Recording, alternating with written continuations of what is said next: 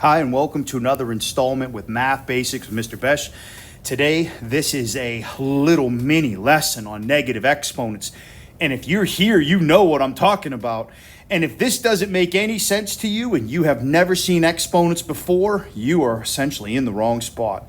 So today I'm going to teach you how you can work with negative exponents and how they can be simplified. All right, let's get rid of the first misconception. Students think negative exponents and they think negative answers, like the integer number line. And that is not true. Sometimes when you work with negative exponents, you get negative answers simplified. Sometimes you don't.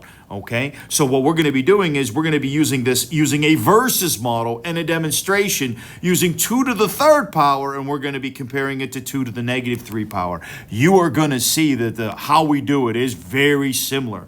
And the key that we're going to be doing here is the word down here at the bottom in the notes, reciprocal. Now, remember, a reciprocal, the first time you saw this is when you divided fractions. The whole keep, change, flip thing. When you take a fraction and flip it upside down, where now the numerator and denominator change positions, this is referred to as a reciprocal. So with that said, negative terms that have negative exponents are simply the reciprocal of the same term with the positive exponent. So let's address the positive exponent first. 2 to the third power right here, okay? So the base value is 2, the exponent's 3, so that means we're going to be taking 2 times 2 times 2. And when we do that, we end up getting 8.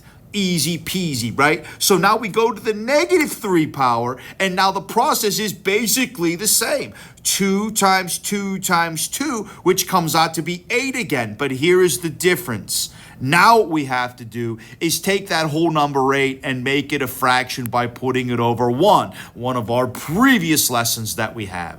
Once you have that fraction, 8 over 1, the final step in simplifying is take the fraction and flip it upside down, use the reciprocal, and now this is what the answer is in terms of the negative power. So 2 to the negative 3 is going to be 1 over 8 rather than just simply 8 as an answer. Notice again, when you take the two terms, 8 and 1 over 8, reciprocals have a product which is 1, meaning if you multiply those two terms together, you get 1 as an answer. So this is the difference between having a negative exponent and a positive exponent, okay? The negative exponent term is always the reciprocal of the positive exponent term. Now that is that. I hope you found this video both helpful and informative.